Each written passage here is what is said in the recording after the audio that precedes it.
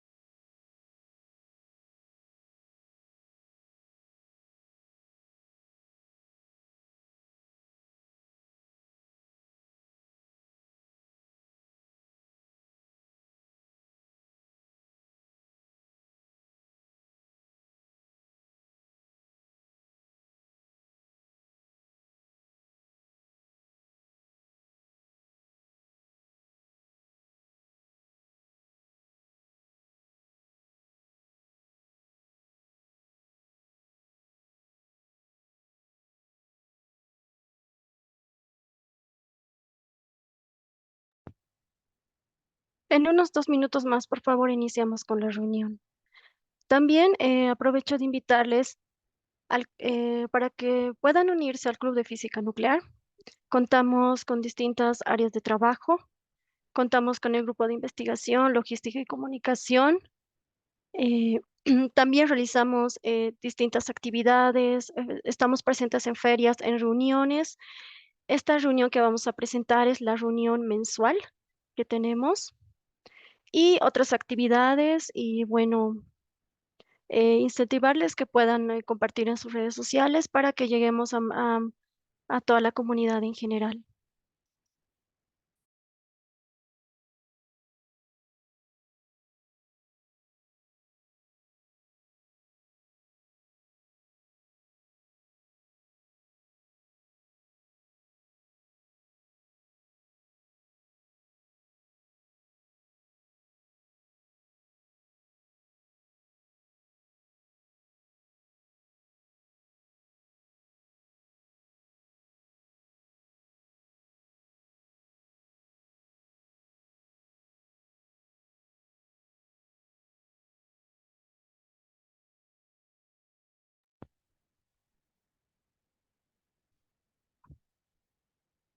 Muy buenas tardes a todos los presentes.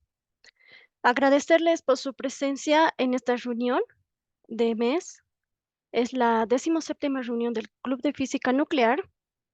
En esta tarde hablaremos del Premio Nobel de Física de 1930.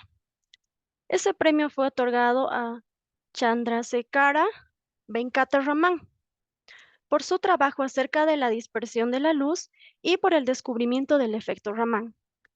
En esta tarde nos complace presentar a nuestra compañera Abigail Fito, quien estará disertando acerca de este premio Nobel. Adelante, Abby.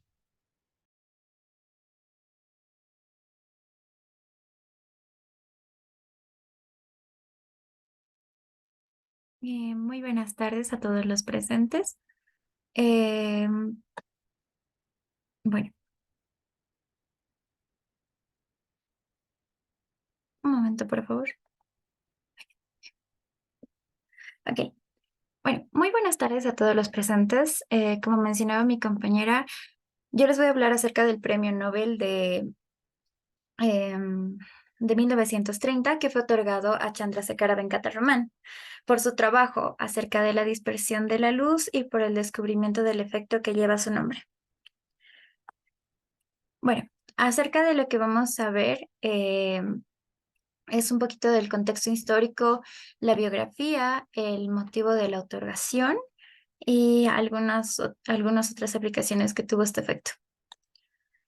Primero empecemos con un concepto que es la electroscopía, que básicamente lo que es la interacción de la radiación electromagnética con la materia.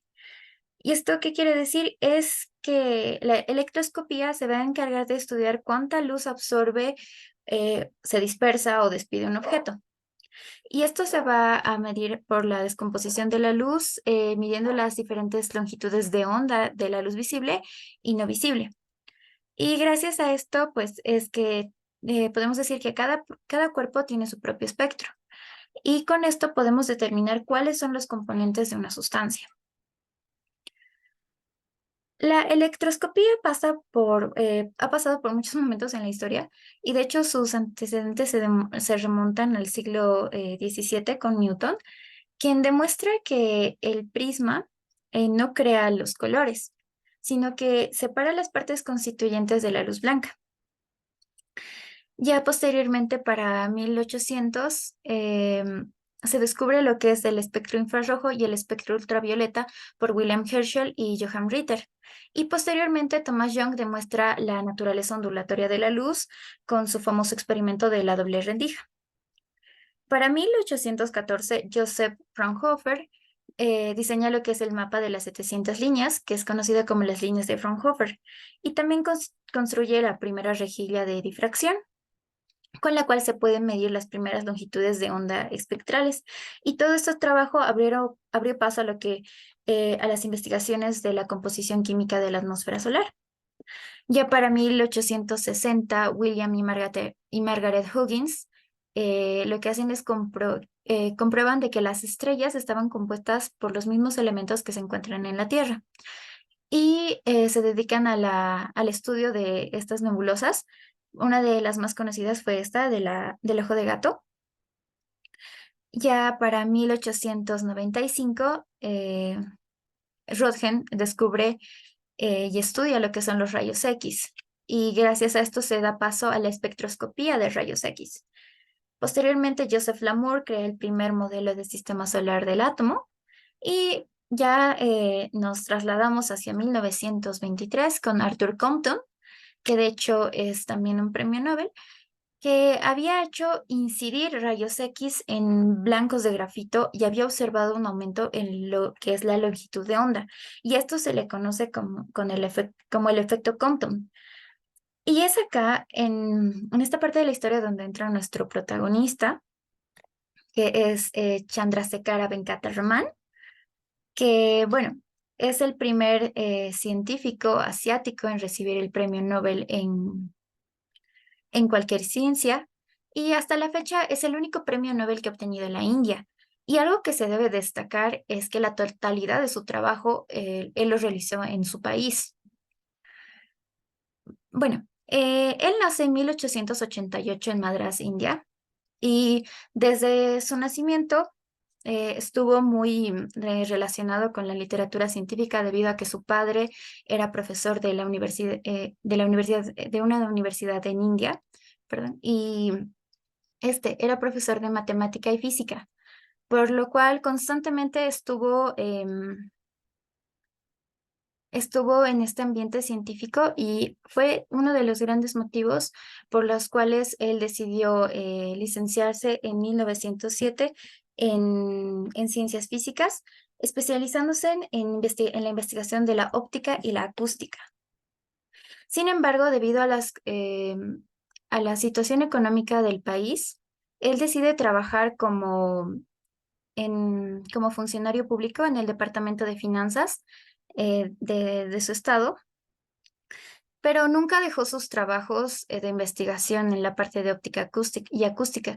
Es así que en 1917 decide dedicarse a tiempo completo y obtiene lo que es un puesto de catedrático en la Universidad de Calcuta.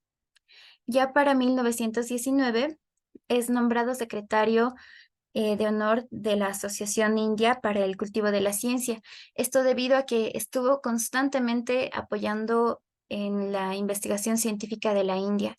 Y es por eso que se ha ganado muchos reconocimientos em, en la Asociación India para el Cultivo de la Ciencia. Y ya en 1921 descubre lo que es el efecto Raman. En 1924 se convierte en miembro de la Royal Society y ya en 1929 la Sociedad Faraday organiza el Simposio de Raman. En 1930 gana lo que es el Premio Nobel de Física y la Medalla Hughes, que lo convierte en Sir. Y en 1933 se convierte en director y profesor del Instituto de Ciencias. En 1934 lo que hace es que funda la Academia de Ciencias de la India y en 1948 funda el Instituto de Investigación Raman. Como les mencionaba, esta persona siempre estaba en constante apoyo al crecimiento científico de su país y siempre estaba también apoyando a que los jóvenes siguieran este camino para que su país se fuera desarrollando científicamente. Ya es finalmente que en 1970, un 21 de noviembre, fallece en Bangalore, siendo que unos días antes pronunció las siguientes palabras, y que nos dice que la ciencia solo puede florecer cuando hay un impulso interno, no puede prosperar bajo presión externa. ¿Cómo es que se descubre el efecto Raman? Ya hace 1923 es el físico Adolf Gustav había predicho teóricamente este efecto. Sin embargo, es Raman quien lo demuestra experimentalmente y también es quien lo descubre experimentalmente. ¿Cómo es que Raman llegó a descubrir este efecto? Todo se basa en un viaje en el que él estuvo por el mar Mediterráneo.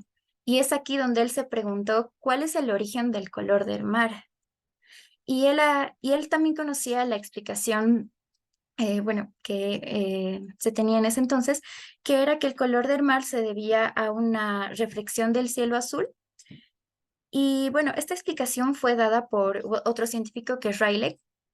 Sin embargo, Raman no estaba del todo convencido, y es así que utilizando un prisma polarizado, observa que la intensidad espectral máxima de la luz era diferente para el cielo y para el mar, lo cual demostraba que la dispersión de Rayleigh, el cual es en sí un fenómeno óptico que se refiere a la dispersión de la luz causada por las moléculas del aire, era incorrecta. Y esta explicación que él había dado para el color, para el origen del color del mar también lo era.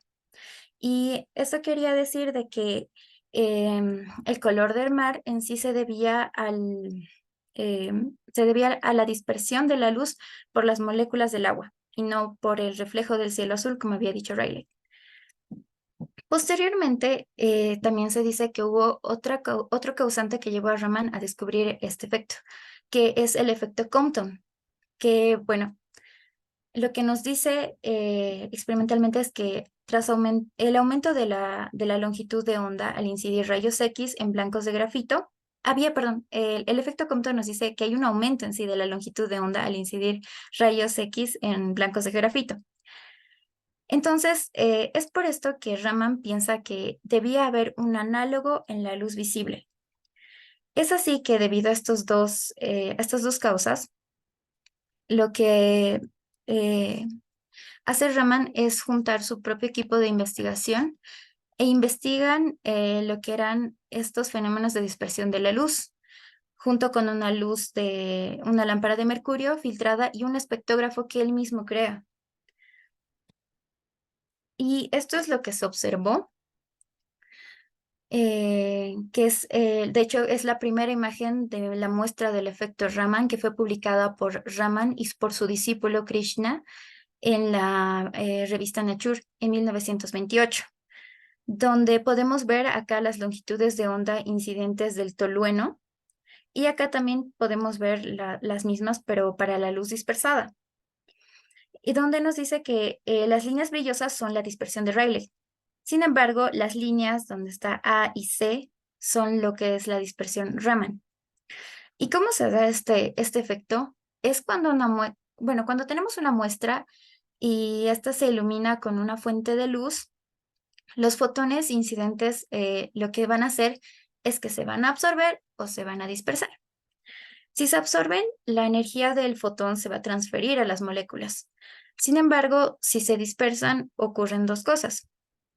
Si la energía se conserva, esto se le llama dispersión elástica. Sin embargo, va a haber una pequeña porción de fotones dispersos que se van a dispersar de manera inelástica. Y esto va a generar lo que es un ligero cambio en la energía del fotón. Entonces, básicamente, el efecto Raman es un fenómeno donde la luz incidente va a perder o va a ganar energía a través de las interacciones que haya con una muestra. Y esto nos da lo que es una información molecular acerca de la muestra por los estados vibracionales de las moléculas que van a permitir en sí obtener un espectro único para cada muestra. Y a esto se le conoce como huella digital. Y es por eso que este efecto es muy usado en la parte de la espectroscopía. Y de hecho tiene su nombre también, que es espectroscopía Raman. Y esto, este fenómeno lo que ha permitido es el estudio de la estructura molecular de una manera mucho más precisa. Y es así que Raman obtiene el premio Nobel en 1930. Y acá, por ejemplo, se lo ve en la ceremonia del premio Nobel. Y bueno, las aplicaciones que ha tenido este efecto han sido varias debido a su versatilidad, a la sencillez en la preparación de las muestras, y a la gran información química que nos brinda.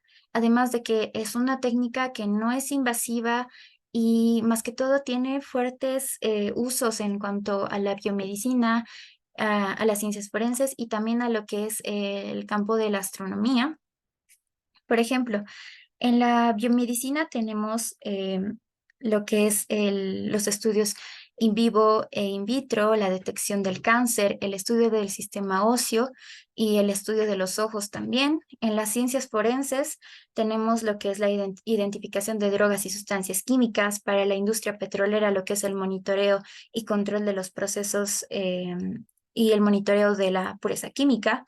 Para la farmacéutica, el monitoreo de los medicamentos; en la nanotecnología, el estudio de propiedades de materiales basados en carbono y control de calidad; y también para lo que es la parte de materiales extraterrestres, para la investigación planetaria.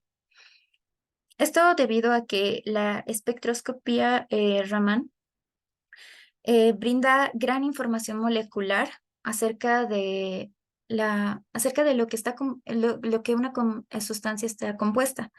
Entonces, ha sido tal su uso que incluso en la actualidad está en el rover Perseverance, que bueno, bueno, esta parte de acá, que es el Sherlock, que consiste en sí en un láser ultravioleta acoplado a un espectrómetro. Puede medir la fluorescencia como estroscopía Raman para identificar los distintos compuestos orgánicos presentes en el cráter. Y una noticia que se ha dado recientemente es, por ejemplo, que la NASA ha logrado hallar gran variedad de compuestos orgánicos en un antiguo lago de Marte gracias a lo que es la espectroscopía Raman. Y bueno, agradecer por su atención y recordar también que Raman ha sido un personaje, y bueno, de hecho es un personaje muy importante debido a que constantemente ha estado apoyando a al crecimiento científico de su país. Y las fundaciones que ha tenido han apoyado de gran manera a que esto se cumpla, ya que anteriormente en su época la ciencia no era muy apoyada y hasta ahora por lo menos se han abierto grandes oportunidades gracias a él, y ha brindado también un gran apoyo al avance tecnológico, no solamente de su país, sino a nivel mundial. Y eso sería todo y muchas gracias por su atención.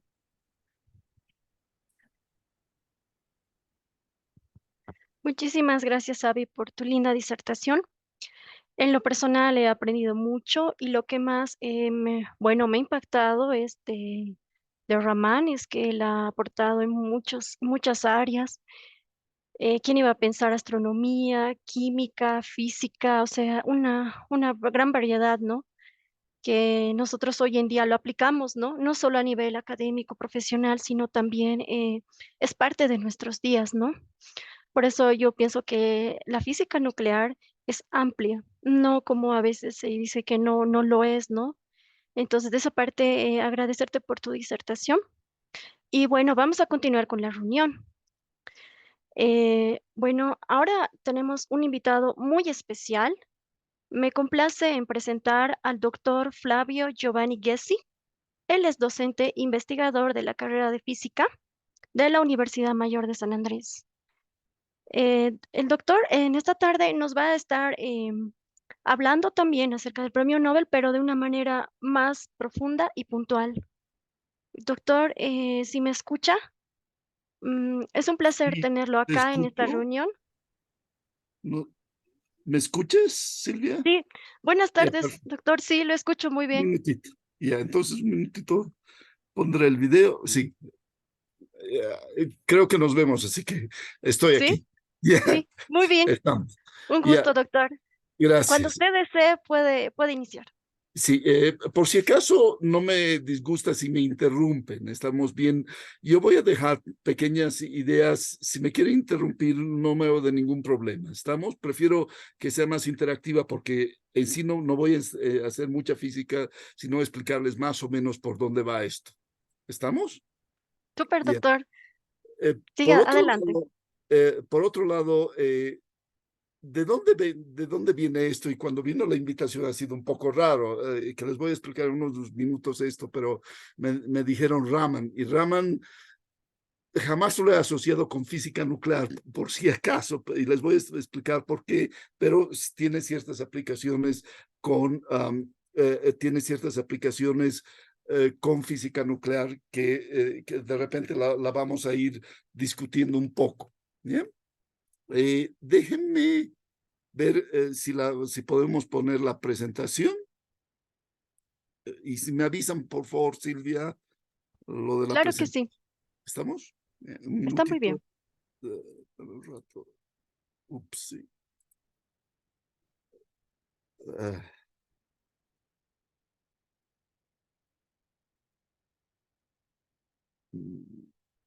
¿Se ve? Sí, sí, doctor, se puede ver. Solo que no está en pantalla completa. No está en pantalla completa. A ver, un minutito. Paf. Un minutín. Ahora, Sí, sí, muy ya, bien. ya. Gracias. Entonces, todo esto se trata a ver, seamos un montón de gente, como ha mencionado Abigail, ha dicho vamos desde Newton hasta un montón de investigadores y llegamos al punto donde vamos a tener dos investigadores que han aportado mucho. Uno, el de la mano, mi mano derecha, que sería, va a ser Adolf Smekal, el que va a dar toda una teoría de lo que, toda la teoría de lo que es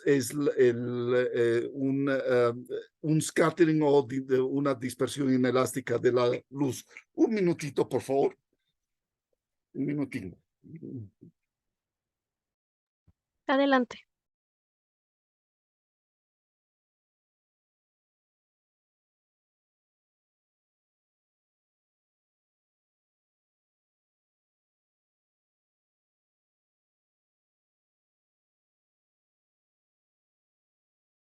Perdona. ¿Eh? No estoy acostumbrado a hablar en Zoom, en fin.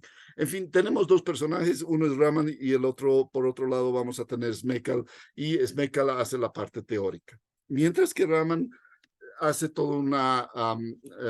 hace la parte experimental. Eh, entonces, ha sido muy bonito lo que ha hecho Abigail de darnos la historia de Raman. La historia de Smekal es un poco más complicada. Al final no se va a olvidar que el 1930, 1920, sea en Europa, sea en India, eran tiempos muy complicados, ¿no? Eran tiempos muy complicados y por ejemplo, donde Raman trabajaba un poco, si ahí sí Abigail me puede corregir un poco, se vuelve otro país después de 1945, por ejemplo. Eh, a ver si voy a la próxima. Como, upsí. Entonces, Silvia, ¿se ve bien, por favor? Sí, doctor, se ve muy bien. Ya, bien. Entonces, ¿de qué se trata todo esto? ¿De qué se trata el efecto, el efecto Raman, como se llama? ¿Entendido?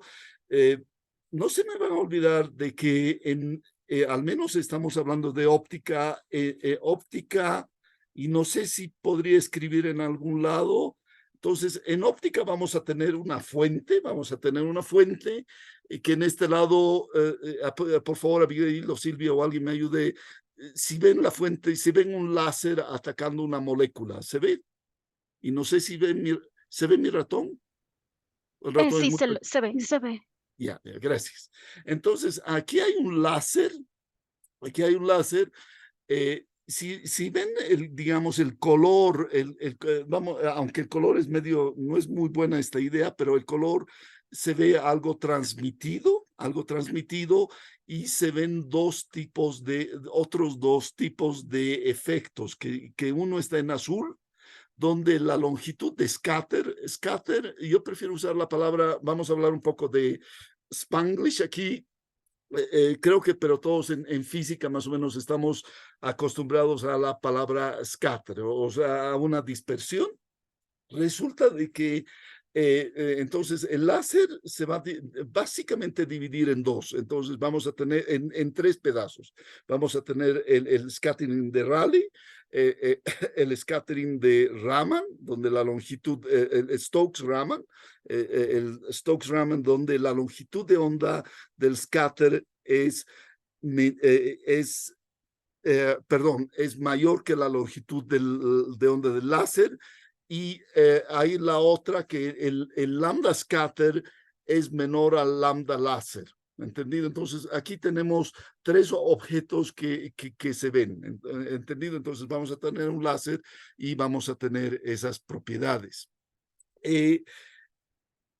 Tienen que pensar, aquí está lo increíble de todo esto, y me ha gustado mucho de que Abigail me haya, aquí estoy en problemas, pero Abigail haya mostrado, si se pueden recordar de este diagrama, ¿ya? Por si acaso, entonces vamos a tener una fuente, si vamos a tener un vidrio, o en óptica, los que han hecho algo de óptica, sea a nivel básico, vamos a tener algún tipo de fenómeno, que en este caso va a ser el fenómeno, y después tenemos que detectarlo. Entonces, siempre vamos a dividir fuente, fenómeno y detección, y generalmente, o sea, vamos a tener dispersión, vamos a tener reflexión, vamos a tener transmisión, vamos a tener un montón de estos efectos. Funciona muy bien, y por favor me avisan si se ve todo. ¿Se ve? Sí, muy bien, se ve todo. Se ve todo. Entonces, de nuevo volvemos al láser. Entonces vamos a tener el láser, y ven, es un pico enorme el que se va a detectar en la longitud de onda. Por ejemplo, este es un láser de unos 490. Se ve un láser de 90, de unos, va a haber un pico enorme, el pico del medio, del verde, lo voy a tratar de poner no sé si ven mi ratón moviéndose. Este pico es muy grande, este pico es realmente grande, y después se tiene unos piquitos más chicos, que son lo que se llaman el Stokes-Raman lines, y se tiene otros picos más chiquitos todavía, que se llama el efecto anti-Stokes-Raman lines. ¿Entendido? Estos son los tres efectos que se van a observar si uno tiene suerte. Hay que pensar un poco de suerte, y obviamente los científicos tienen que tener algo de suerte en algún lado, y para que funcione la cosa. Pero eso es lo que está ocurriendo. Entonces, volveremos a lo nuestro, volveremos a lo que teníamos. Tenemos una fuente, vamos a tener una molécula, por ahora la vamos a dejar como molécula, después la vamos a ver en más detalle, y lo que lo que observa Raman, es que hay tres efectos muy raros. Había al menos dos efectos que difíciles de entender que SMECAL va a ayudar un montón a esto. ¿Entendido? Eso es lo que ocurre. Si se fijan en el famoso Raman Spectrograph que se tiene, que es desde el 1900, el espectrómetro de Raman debe ser mucho más antiguo, pero es al final algo sumamente simple, ¿entendido? Se ve un tubito donde va a ir la luz y en algún lado se va a tener para placas fotográficas, o sea, es un equipito sumamente básico y sumamente interesante de pensar. Entonces, y esto es básicamente un poco de óptica, ¿entendido? Es increíble que con este equipo él va a ganar un premio Nobel hasta cierto punto. Y les voy a explicar lo increíble de todo esto con este equipito. ¿Entendido? Entonces tenemos un as y en la mano derecha, que lo voy a tratar de ver con el ratón, era para placas fotográficas o verlo directamente, pero más o menos esto es de lo que vamos a hablar y de lo que se habla hoy en día. Si entran a Google Académico, van a ver la cantidad de citas que tiene este equipito, pero en forma moderna. ¿Entendido? Lo increíble de todo esto es que, upsi, no sé qué he hecho, pero voy a volver a... Ya, lo increíble de todo esto es que estamos... la gráfica que les he mostrado, que les estoy mostrando aquí, es muy diferente a la gráfica que les, a esta fotografía, ¿entendido? Aquí la gran diferencia que hay entre lo que en 1928 y lo que estoy presentando aquí, creo que todos se dan cuenta, el láser no existía para nada. El láser en 1928, y si alguien me puede ayudar, no sé de cuándo es el primer máser, porque se comenzó con un máser, después del máser fuimos al láser. Si alguien me puede ayudar con qué fecha se comienza con el láser. Silvia o Abigail, les dejo una tarilla ahí para que me avisen de qué fecha es el láser. ¿Entendido?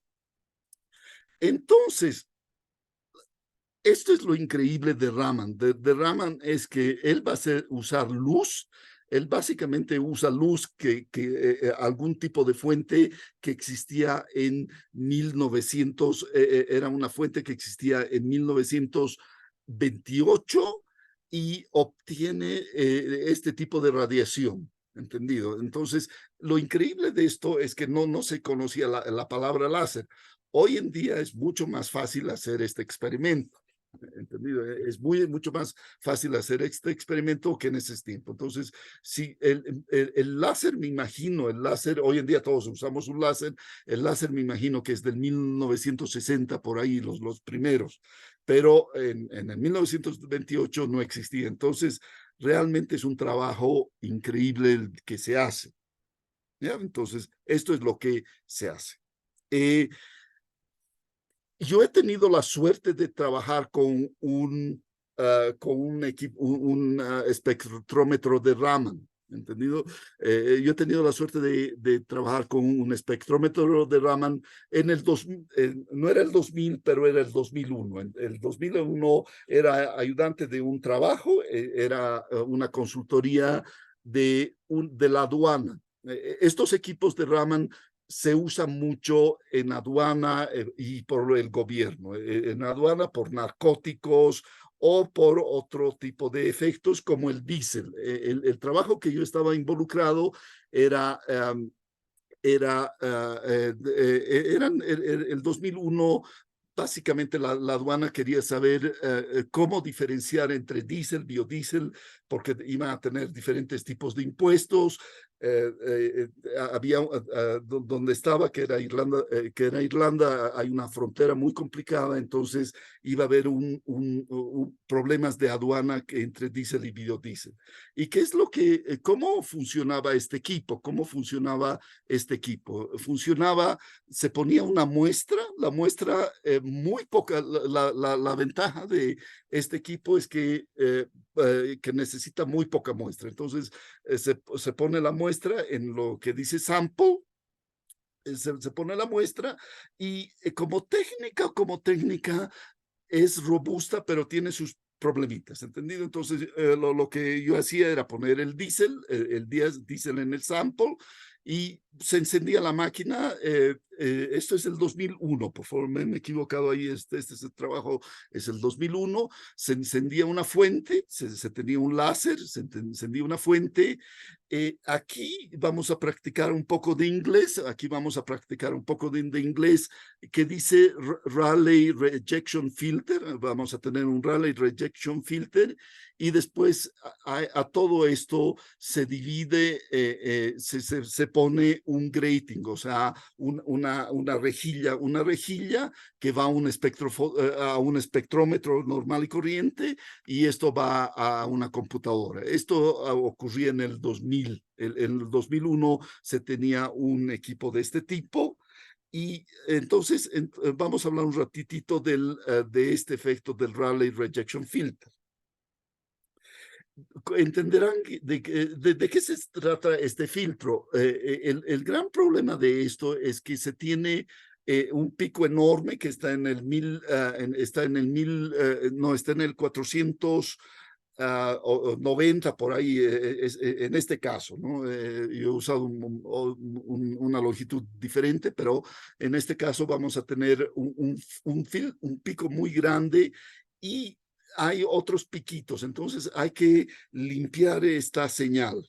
Hay que limpiar esta señal que se tiene. Entonces se tiene la muestra, como les digo, es muy poca muestra.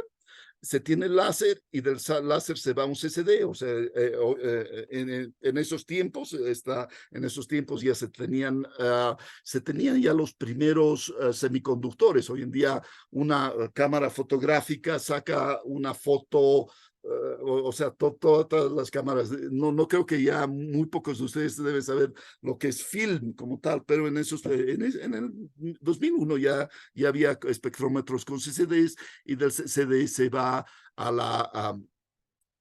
la computadora, y ahí básicamente no, o sea, ahí básicamente nosotros le dábamos los datos a la aduana, decíamos tal muestra era con patrono, eran patrones, ¿cómo se llama? En blanco. No nos decían qué cantidad de diésel, qué cantidad de biodiesel se tenían. Nosotros hacíamos las pruebas y teníamos que determinar cómo estaban. Los biodiesel también son de este periodo, del 2000, cuando realmente se comienza a usar al por mayor, ¿no? Eso es lo que yo hacía ahí. No he hecho un doctorado en Raman, no lo he hecho. Pero dicho esto, para las futuras generaciones de ustedes, sí es un área interesante, sea la parte experimental, sea la parte de aplicaciones, o la parte de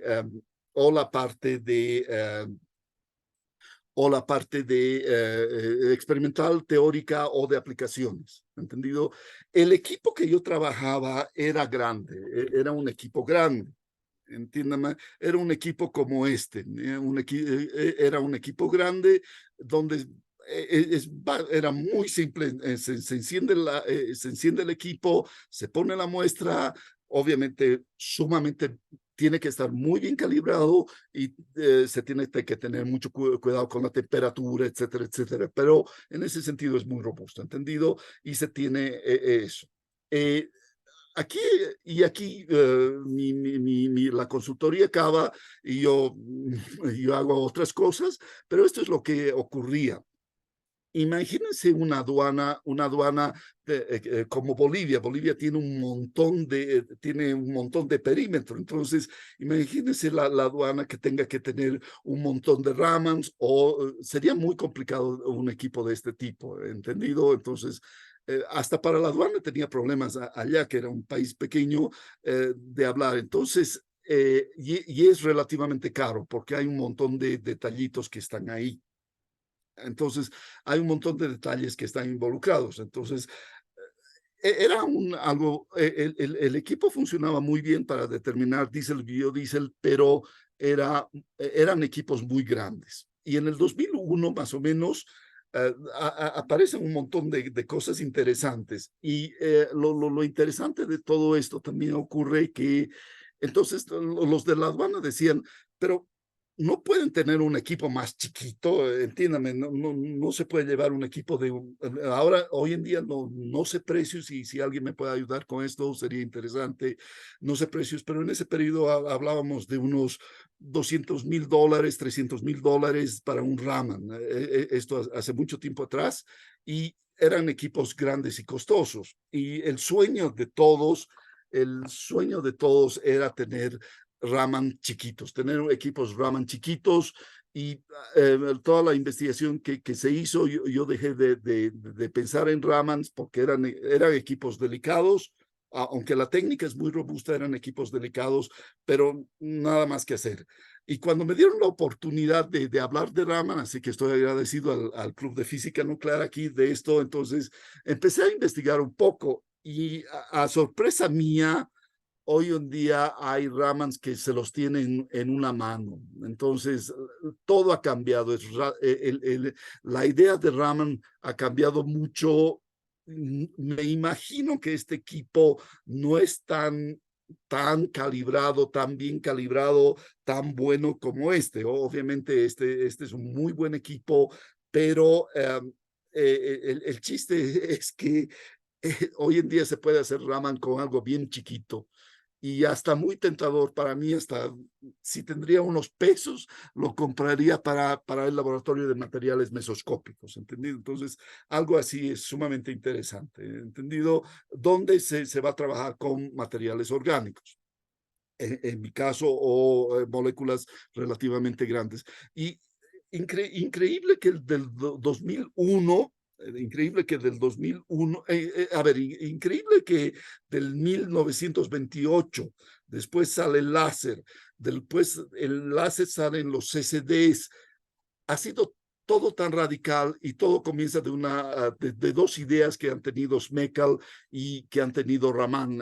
Es algo realmente bello y simpático. Y encima de esto, o sea, de repente esto, si llega algún proyectito interesante, puedo comprar uno de estos equipitos y para soñar, obviamente, lugares de investigación serios, sea del gobierno, universidades, ya mezclan Raman con microscopía. Entonces, este ya es un equipo sumamente interesante para hacer un montón de cosas. Esto no creo que en mis tiempos en física en la OMSA podamos a comprar un equipo Raman de ese tipo, pero es sumamente interesante lo que está ocurriendo con Raman. ¿Ya? Entonces, hasta aquí todo va bien. Y como les digo, en el caso que yo trabajaba eran en DICE. Volveremos a lo nuestro entonces, que esto es lo que al final me han invitado para. Vamos a tener una fuente, les digo, vamos a tener una fuente y el fenómeno, hoy en día ya nos olvidamos de 1928, vamos a tener una fuente, de la fuente vamos y se va a dividir en dos, ¿entendido? Ahora, aquí hay que tener un poco de cuidado también. Aquí hay que tener un poco de cuidado. No todas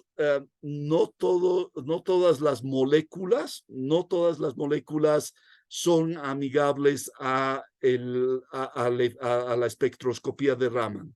¿Ya? No todas las moléculas son amigables a la espectroscopía de Raman. Hay un montón de moléculas que sí hay un montón de moléculas que son amigables a Raman, pero hay otros tipos de elementos que no lo son. Por ejemplo, aunque estaba viendo la última literatura que hay hoy en día, por ejemplo, en mis tiempos, metales no se podía hacer nada, porque les voy a explicar un poquitito por qué ocurre esto. Por ejemplo, no se podía hacer nada con metales, nada, no se podía hacer nada de Raman con metales, mientras que sustancias orgánicas como no, qué sé yo, algún alcaloide, algún objeto de ese tipo, sí era muy fácil hacer a Raman, ¿entendido? Pero hoy en día todo ha cambiado, Raman se ha vuelto tan interesante de que no sé si en un futuro, si hay alguien que ha trabajado con Raman, si hay alguien que tiene un Raman ahora, va a hacer esto. Pero entonces, el primer detalle es que no todas las moléculas son amigables al Raman. la mayoría de las investigaciones se las hace con lo que se llama el Stokes-Raman, ¿entendido? Donde, si se fijan bien, la longitud de onda de scatter es mayor que la longitud del láser, ¿entendido? Entonces, la mayoría, yo diría, la mayoría de los papers, me imagino que el 90% de la investigación es hecha con Stokes-Raman. Anti-Stokes-Raman es un evento, mucho más difícil de obtener, y no sé cuánta investigación se está haciendo en esto, pero la mayoría de las aplicaciones al menos es en esto.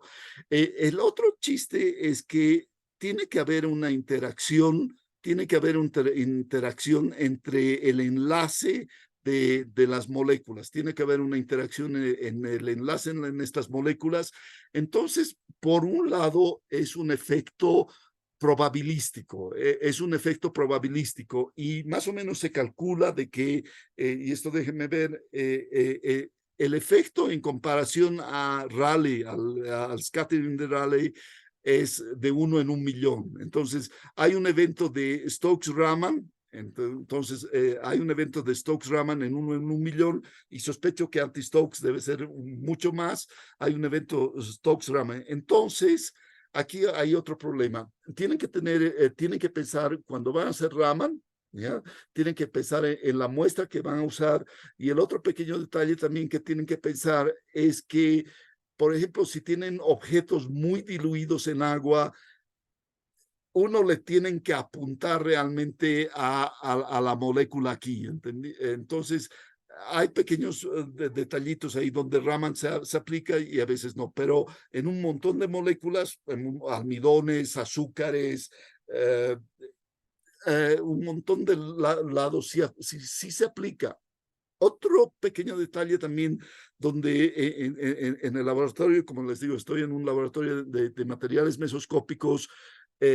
Por ejemplo, en otro lado donde no se aplica, y ahí eso me afecta personalmente, es donde donde las moléculas tienen mucha fluorescencia. Si tienen mucha fluorescencia, entonces estos fenómenos son muy difíciles de detectar, Entonces, ahí hay problemas. ¿Ya? Entonces, primero, tienen que tener la cantidad.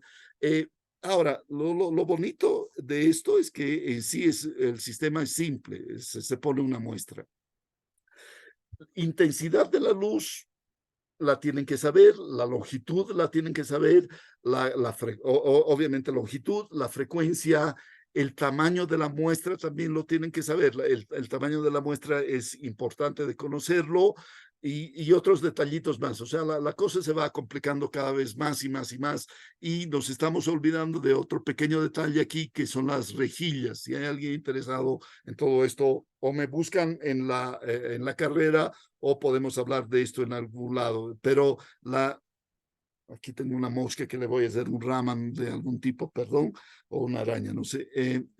Entonces, vamos a tener las rejillas también, que es algo interesante de hacer. ¿Ya? Entonces, a ver, entonces veremos de nuevo esta gráfica. Tenemos un láser. El láser se ilumina la fuente, y la fuente hace el scattering, hace la dispersión, y la dispersión se limpia el scattering de Rayleigh, y después se tiene que usar lo que se llama en sí la parte del espectrómetro de la dial grating, donde el grating se va a encargar de dividir el grating se va a encargar de dividir en diferentes longitudes de onda la luz que le está llegando, para tener un espectrómetro, la señal o la huella que lo llamó Abigail. Eso es lo que ocurre. Ahora, en sí, este es un efecto donde en la parte experimental, entonces, hay un montón de detallitos interesantes de estudiarlos aquí. Es todo muy complicado, como les digo. en mis tiempos que he trabajado eran equipos grandes, hoy en día son equipos bien chiquitos de una mano, entonces vamos a tener de una mano y algo fantástico, mucha investigación. Me imagino que hoy en día se trata de detectar anti-Stokes, tiene sus ventajas, etcétera, etcétera. La otra parte donde se investiga un montón es la parte de lo que se llama, y esto por favor no se estudia generalmente, o al menos lo que he visto yo, generalmente esto se estudia en lo que se llama óptica cuántica. ¿Ya? En óptica cuántica, por favor, no sé si se ve el estado virtual, Silvia o Abigail, no sé, alguien me puede decir si se ve Sí, un estado, se ve el estado virtual. En mi sí, máquina no virtual se está state viendo. dice, ¿verdad? Sí se ve. El virtual state y se ven unas líneas Ex- ahí. ¿Ya? sí, exacto. Ya, gracias. Entonces, en el caso de Raleigh, van a ver que comienza en V sub 0, entonces se va a excitar aún la luz, este material, que resulta que hay un montón de materiales que funcionan de este tipo, va a llegar a lo que se llama a un virtual, y lamentablemente yo no lo puedo ver, si alguien me puede ayudar ahí, ¿se ve el virtual state? Virtual state, sí se ve claramente, doctor. Ya, se ve, entonces, la molécula, el láser excita del V sub 0 a un estado virtual, que eso depende de la molécula, y hay moléculas, como les digo, sumamente, muchos dieléctricos, o sean orgánicos o inorgánicos, vidrios, arcillas, un montón de objetos raros, el vidrio no es objeto raro, pero digamos, un montón de estos objetos como vidrios se aplica muy bien. Y aunque hay que tener cuidado con el grosor de la muestra, el tamaño de la muestra, lo que yo he visto eran muestras bien pequeñas. Entonces, para el Raleigh vamos del V sub 0, vamos a este estado y de ahí vamos bajando. Esta es un área también fascinante, y esto es para los teóricos o los que hacen óptica cuántica. Entonces, ellos se dedican a jugar con esto. Ellos usan técnicas de la mecánica cuántica, para ir mejorando esto cada vez más y más y tener cosas sumamente interesantes. Pero esa es la idea, y esta es la idea con Raleigh. En el caso de, a ver, no sé si podemos irnos a, me he vuelto, en el caso de Stokes-Raman, en el caso de Stokes-Raman, y ya esto se llama inelastic scattering porque hay, o sea, no es un scattering elástico, hay problemas de energía, y si se ve que vamos del V sub 0, se va de un nivel V sub 0, se sube al mismo nivel que en Raleigh, pero se baja a otro estado que va a ser el V sub 1 en este caso, ¿entendido? Se baja a otro estado en comparación a lo que hemos visto antes. En el caso de Raleigh, se sube y se baja al mismo tiempo, y eso se llama un scattering elástico, porque no hay ni ganancia ni pérdida de energía al final. Al final no se van a olvidar de fotón en fotón, podemos decir que hay energía. Si vamos a trabajar con partículas, ¿no? Eso hay que tener un poco de detalle, porque esto también se puede hacer por ondas electromagnéticas. Entonces, aquí los que van a trabajar con óptica cuántica, se pueden divertir un montón. ¿Cómo se pueden divertir un montón los que hacen experimentos? Finalmente, entonces, en el otro caso, a ver, hemos hecho el primero, no, este es el Raleigh, vamos al Raleigh, después vamos a tener el Stokes, que este es el más normal, el efecto Raman, el que increíblemente Raman lo encontró en 1928, en 1920, por ahí, en tiempos sumamente complicados, increíble, un trabajo experimental increíble. Y finalmente vamos a tener el anti-Stokes, el anti-Stokes, que si se fijan, y esto por favor de nuevo, Silvia Abigail, el piquito que tiene que salir, a ver un rato, el piquito que me tiene que, uy, no lo puedo ver ni aquí. El piquito tiene Eh, el pico azul es mucho más pequeño que sí, el pico, y eso tiene que ver con la probabilidad de del scattering que ocurre. Entonces vamos a tener, y el pico verde realmente es mucho más grande que esta gráfica no está bien ahí. ¿Ya? Entonces, eso es lo que ocurre. ¿Ya? Entonces, este es el fenómeno en sí. Obviamente, aquí hay óptica cuántica, se tienen que ensuciar las manos y los experimentalistas también se tienen que ensuciar las manos. Es un trabajo relativamente duro. Obviamente los de la aduana o los del gobierno, porque estos se usan un montón de lados, quieren objetos robustos, sumamente calibrados, sin problemas de temperatura, nada, solo quiere apretar el botón y decir, este es diésel, biodiesel, usted tiene que pagar tanto de impuesto, usted está haciendo esto correctamente, etcétera, etcétera. Pero en sí los físicos sí nos podemos divertir aquí, pero las aplicaciones también son interesantes. En sí este es el efecto Raman. Este es el efecto Raman, que hay dos efectos Raman. Hay el anti-Stokes y el anti-Stokes y el Stokes. Y el shift va en todo lado. El shift lo van a detectar van a detectar por las rejillas, y la foto también que Abigail lo mostró era una foto muy bonita. Entonces, tenemos lo que se divide en todo. Esto se divide en tres pedazos. Hay la parte experimental, es construir los espectrómetros ahora para los que vamos a trabajar, ¿entendido? Los que vamos a trabajar pueden trabajar con, tratar de obtener diferentes objetos, o sea, la parte experimental, hay la parte teórica, pueden hacer un poco de mezcla. Obviamente, mucho de la parte experimental y aquí estoy haciendo un poco de trampa. Aquí estoy haciendo un poco de trampa porque el equipo que he presentado aquí, por si acaso, este equipo también tiene la espectroscopía infrarroja. Ya este equipo ya tiene dos, tiene Raman y tiene infrarrojo. Entonces, este ya es un equipo mucho más moderno del que trabajaba yo. Entonces, hay cosas sumamente interesantes ahí de estudiar, sea la parte experimental, sea la parte teórica, o sea, jugar con los niveles de energía. Hay un fenómeno que esto me gustaría escribirlo, si se puede, porque es personalmente, y si podría ser otra tesis doctoral, lo haría, a ver si me funciona o no. Entonces, se llama la parte teórica y experimental, se llama resonance,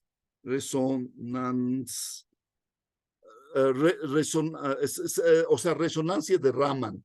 Entonces, en vez de tener uno en 1.000.000, tratar de buscar formas con el láser, con alguna forma de tener un montón de moléculas que tengan resonancia en ese punto. No me está funcionando esto, así que me voy a olvidar. ¿Ya? Entonces hay todo un área fascinante y obviamente las aplicaciones. Si alguien me da unos pesos para comprarme un Raman chiquito, que no creo que sea muy caro, obviamente me encantaría trabajarlo, hacer trabajo con colorantes, por ejemplo, trabajo con betaninas, con vixinas, con un montón de moléculas. Claro que no tienen que ser fluorescentes, por ejemplo, porque si es fluorescente tenemos que buscar otras técnicas, ¿entendido? Y muchas veces vamos a trabajar con estas. Las aplicaciones son enormes, la parte teórica también es enorme para trabajar en un futuro, y yo no voy a competir porque son 20 años que no hago nada de esto. Les estoy dejando esto si se pueden copiar de alguna forma o ver. Por ejemplo, hay un lindo Raman Review and its modifications to apply to biological and medical research. Este es un lindo review, es gratis, lo pueden bajar fácilmente, y no sé, después puedo coordinar con Silvia, Kevin, no sé, o Brian, para darles los papers si los quieren. ¿Ya? Por ejemplo, son papers sumamente interesantes, son papers muy interesantes, estos dirigidos a biología y a física médica. Hoy en día también, lamentablemente, digo hasta lamentablemente porque no estoy muy de acuerdo con lo que ocurre, también está la inteligencia artificial aquí metida. Hay inteligencia artificial, esto es nuevo. Tienen que pensar que, por ejemplo, si van a trabajar con una aspirina, entonces aspirina es dolor de cabeza. Entonces, lo que pueden hacer con Raman e inteligencia artificial y esto no se puede hacer sin tener inteligencia artificial, no sé si usar la palabra inteligencia artificial, pero algún tipo de software. Entonces, con diferentes moléculas y con Raman pueden obtener un montón digamos, ustedes ponen en una base de datos con su Raman, ponen dolor de cabeza y inteligencia artificial con Raman se molestan en escanear todas las moléculas que tienen ciertas características para resolver el dolor de cabeza. Entonces, hay cosas sumamente increíbles que están ocurriendo ahora, ¿no? Este sí sería un paper que es a gratis, por favor, este es un paper a gratis, es Open Access, Rama Techniques Fundamentals, es del 2019, entonces muchas de las ideas las he copiado de aquí. Es realmente un lindo paper, se los recomiendo, bájenlo, léanlo. Si hay algo interesante, me buscan en la carrera, ¿no? Si hay cosas interesantes ahí, porque es un área interesante. En física nuclear, Raman, en física nuclear hay que pensarlo. Entonces, aquí viene la pregunta, ¿podemos aplicar al final? ¿Podemos aplicar las técnicas que realmente son de óptica cuántica o de óptica o de otro lado a física nuclear? No estoy muy seguro de la conexión entre física nuclear y Raman, pero en sí, en aplicaciones sí, y hay la forma directa y la forma indirecta. Por ejemplo, la forma indirecta, en el alto van a irradiar un polímero, el polímero cambia a otra cosa y ustedes quieren saber qué molécula se ha producido, ¿no? En la forma directa es, por ejemplo, que tengan que irradiar al mismo tiempo, irradiar una sustancia o, o le hagan tomar a un humano una sustancia radioactiva y van viendo los cambios fisiológicos. Entonces, puede haber en Raman en física nuclear, puede ser en forma directa o indirecta. Yo diría que la mayoría de los estudios hasta aquí son indirectos, pero he visto estudios de forma directa también. ¿Ya? Entonces, yo diría que entonces la base es que hay moléculas que les gusta que van a ser excitadas por la luz a un estado virtual y bajan a un estado virtual y a veces no bajan al mismo nivel, sino bajan a otro nivel y a esto vamos a llamar Smacker y la parte teórica básicamente la hizo Smacker, aunque creo que vino la parte teórica mucho más tarde que la parte experimental. Creo que la parte experimental vino ahí, así que me pueden ayudar, ¿no? Técnica muy usada en la industria y gobierno, tiene un montón de aplicaciones y obviamente hay hay mezcla de técnicas, infrarrojo, UV visible con Raman. Entonces, el resumen que vamos a tener aquí es que el efecto Raman se basa en la luz, efectos de la luz con moléculas.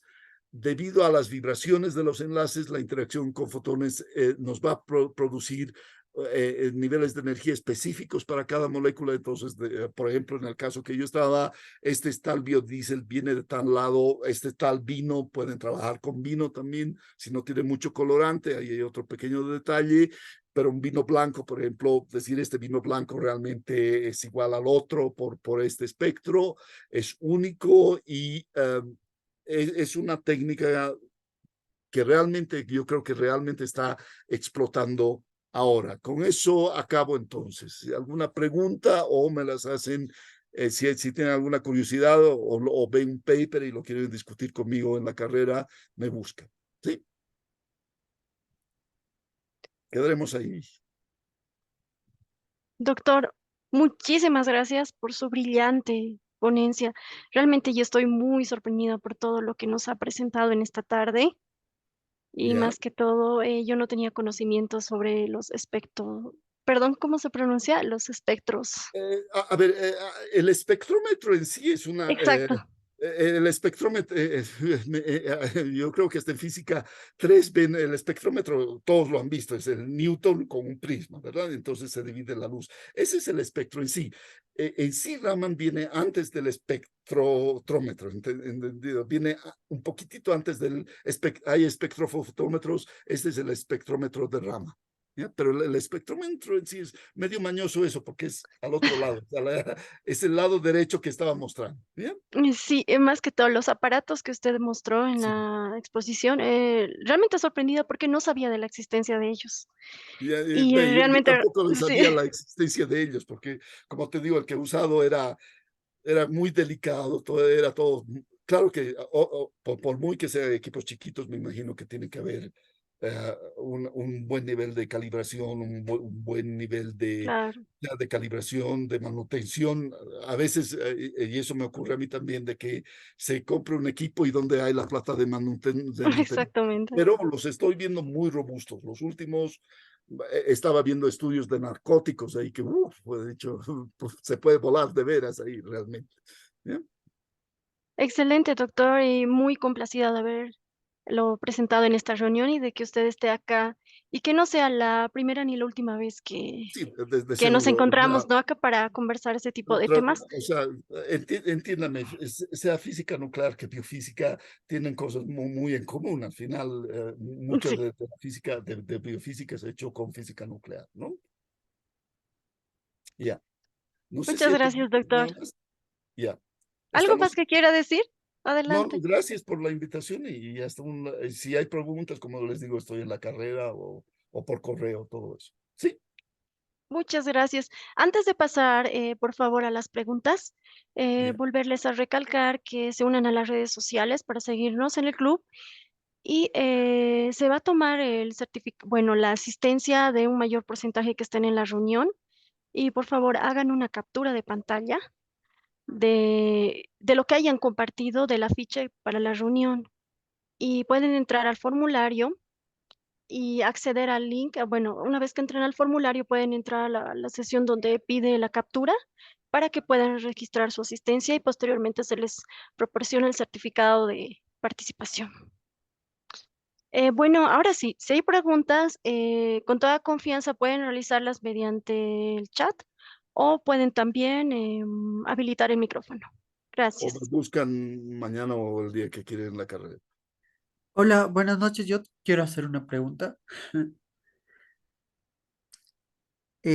Buenas noches, doctor. Sí, hola. Primero, agradecerle por su visita y por la predisposición de enseñarnos hoy.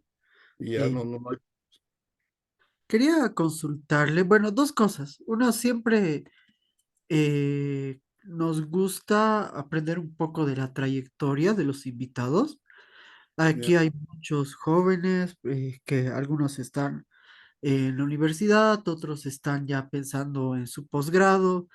Entonces, no sé si nos podría comentar un poco usted esto, ¿no? ¿Cómo ha sido su tiempo de licenciatura o posgrado? Tal vez sabemos que no tanto, tal vez sí también, pero si ha tenido algo que ver con física nuclear o alguna experiencia que haya tenido en ese transcurso. Eso primero para, mientras piensan la pregunta, tal ya. vez A nosotros. ver, tal vez, a ver, les voy a explicar un poco.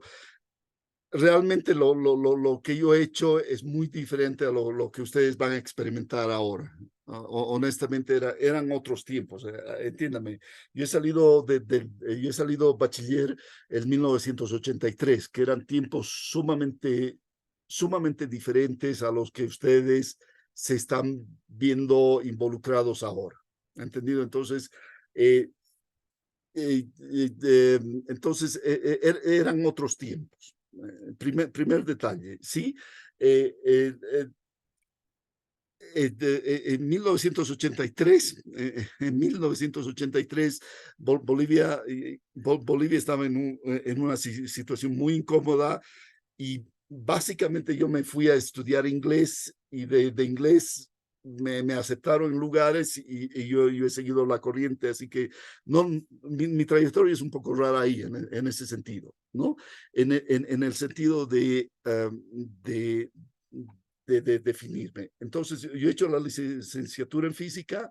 Después vino la oportunidad de trabajar en física médica. ¿Ya? Entonces tuve la oportunidad de más que trabajar, de ser, originalmente tenía que ser una licenciatura en física médica, era una licenciatura en física médica. Obviamente, lo que ustedes entienden por física médica, al menos en Bolivia, es radiación ionizante. Radiación ionizante en el lugar que estaba, se llamaba Aberdeen, Aberdeen en Escocia, el fuerte de Aberdeen de investigación, y estaban, por ejemplo, personas sumamente, el fuerte del grupo era en lo que es, perdón si me han, gracias. El fuerte de la, el fuerte del instituto en que estaba era en resonancia magnética nuclear, ¿entendido?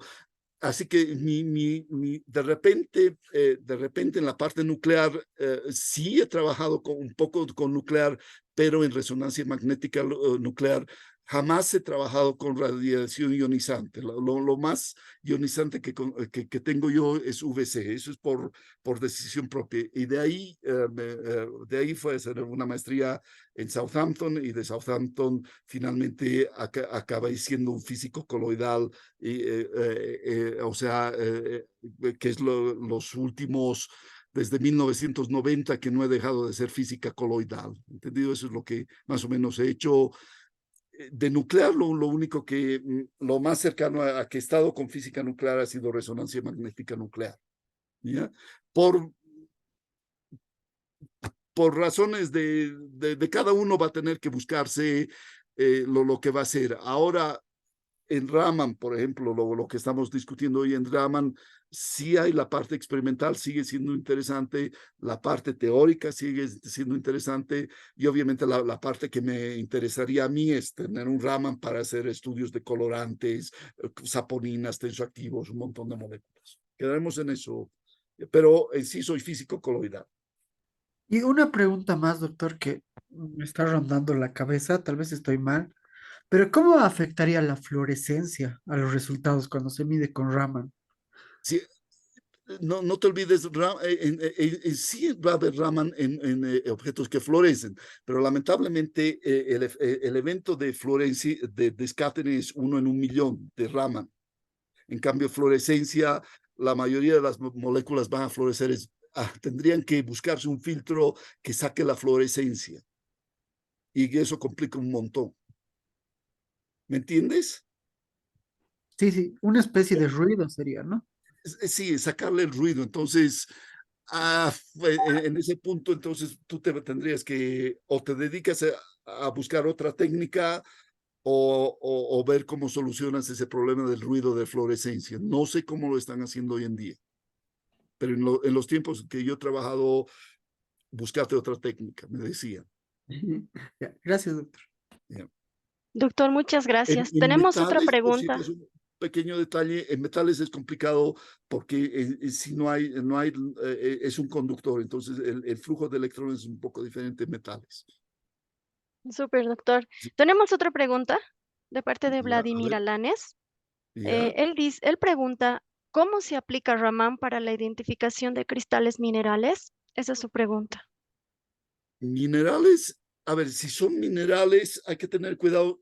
Si es un metal como metal, va a haber problemas, como les decía, hay el problema del metal, o sea, el flujo de electrones es otro tipo, van a tener que usar otras técnicas que existen, por favor. Hay, por ejemplo, hay resonancia B, y ahí hay un lindo equipito en química, y un lindo equipito de resonancia magnética. Hay otras formas de hacer las cosas, entendido, conductividad, etcétera.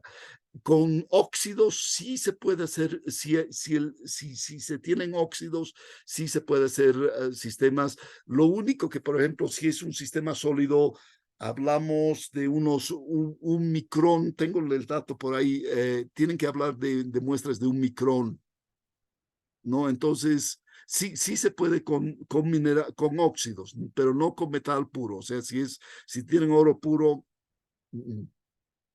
¿ya? Pero sí se puede con materiales, arcillas, vidrios, se puede.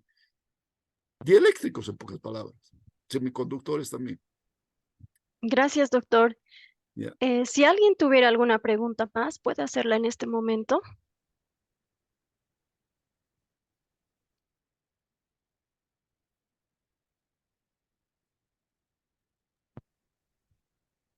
Mm, Bueno, creo que eso sería todo respecto a esta parte de su ponencia Ya, y gracias. agradecerle nuevamente por estar acá con nosotros, No hay problema. por, por su tiempo valioso, No, ¿no? no, Porque, como les sí, digo, ha sido fascinante volver a ver Raman. Como les digo, el equipo era enorme, el que yo trabajaba era 1 metro por 1 metro, así que ver equipitos nuevos, unos juguetes nuevos, ha sido muy bonito. está bien, doctor. Ya. Hay dos preguntas más. Bueno, una de Joel Flores. Eh, ok, ya, me está explicando mejor. Dice que en caso de que un compuesto pase de líquido a sólido, ¿Raman presentaría algún cambio? Pregunta. No, a ver, si tienes una muestra líquida, si tienes una muestra líquida y la estudias como líquida, no hay problema. Si la tienes una muestra sólida, no hay problema. Sí vas a tener problemas, sí vas a tener problemas con transiciones de fase. No, al menos transiciones de primer orden, que yo sepa, no se puede usar Raman. ¿Me entiendes? O sea, de ir de sólido a líquido, ir de sólido, el estudio de sólido a líquido, porque vas a tener un montón de vibraciones, es muy complicado. Entonces, o estás con líquido o estás con sólido, pero hacer una transición de fase usa otras técnicas, yo diría. Muy interesante. Otra pregunta de parte de Ronald Velázquez. Él pregunta, ¿se puede usar en la industria alimenticia? Me imagino que tiene que ver con Raman, ¿no? Claro, claro, claro. Industria alimenticia y industria alimenticia y farmacéutica deben ser yo sospecho que la industria alimenticia y la industria farmacéutica en Bolivia en secreto tienen unos cuantos ramas escondidos por ahí, que sería bonito que los compartan con las demás personas, pero están por ahí, eso estoy seguro. ¿Ya? Sí, Súper. sí, sí. Y por último, Jober Guamani dice, gracias doctor por la charla, muy interesante. Y le manda saludos desde Arequipa, Perú. Bueno, está bien, entonces saludos aquí, está bien. He estado varias veces en Arequipa, un lugar muy interesante ahí, de seguro, ahí más bien saludos a Física en Arequipa. Estamos. Muy bien, doctor. Creo que eso Listo. sería todo de este Gracias, entonces. espacio. Muchas gracias nuevamente y Ya, también agradecer a todos los presentes por estar acá en esta tarde. Y no olviden de unirse a nuestras redes sociales y de llenar el formulario y hacer la listo. captura de pantalla y Gracias, enviarla a través cumplimiento. del formulario. Muchas gracias.